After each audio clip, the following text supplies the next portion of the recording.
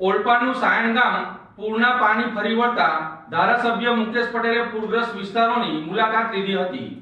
ઓલપાડ તાલુકાના સાયણ ગામમાં સતત વરસી રહેલા ભારે વરસાદના કારણે ફરી એકવાર જળબંબાકારની સ્થિતિ સર્જાઈ છે।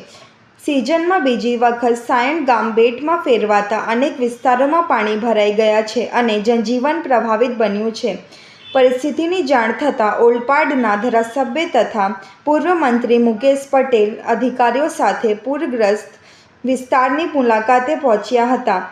તેમણે સ્થળ પરની સ્થિતિનું નિરીક્ષણ કરી સંબંધિત વિભાગના અધિકારીઓને તાત્કાલિક જરૂરી કાર્યવાહી કરવા સૂચના આપી હતી।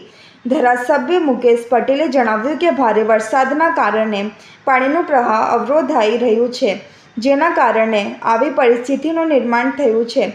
તેમણે ખાસ કરીને ગેરકાયદેસર નાળા પર થયેલા આરસીસી દબાણો દૂર કરવા રોડ એન્ડ બિલ્ડિંગ વિભાગને સૂચના આપી છે, જેથી વરસાદી પાણીનો નિકાલ સરળતાથી થઈ શકે।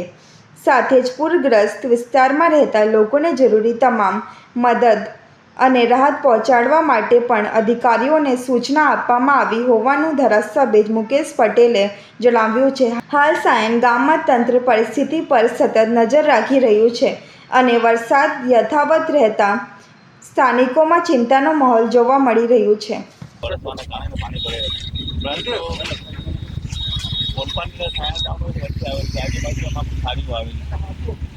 અને એના કારણે સાઈડ રીતે પાણીનો ભરાવો થયો।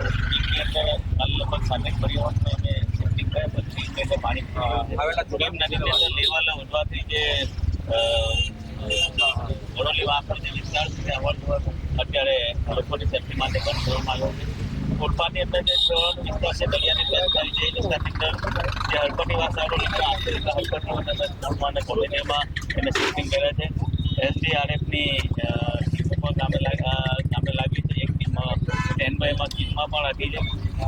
સાથે સાથે દરેક લોકોને અમે જમવાની પણ અમે વ્યવસ્થા કરી છે અને તમામ મારા કાર્યકરો સરપંચીઓ અધિકારીઓ તમામ તલાટીઓ તમામ એ લોકોને કામે લગાવી દીધા છે। કોઈ પણ મુશ્કેલીઓ લોકોને સંપર્ક કરવા માટે હેલ્પલાઇન પણ જાહેર કરી છે।